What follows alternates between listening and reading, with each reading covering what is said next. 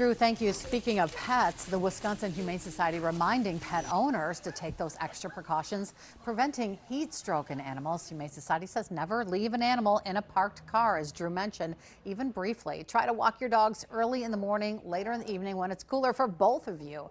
They also say make sure pets have shade and plenty of water, and watch for signs like excessive panting, drooling, or blue lips. A lot of dog owners already know what their dog acts and looks like, so just keeping that in mind and making sure that we're taking care of our animals. The Humane Society says heat stroke can turn deadly fast, so if your pet isn't acting right, get them inside. Don't wait to get help.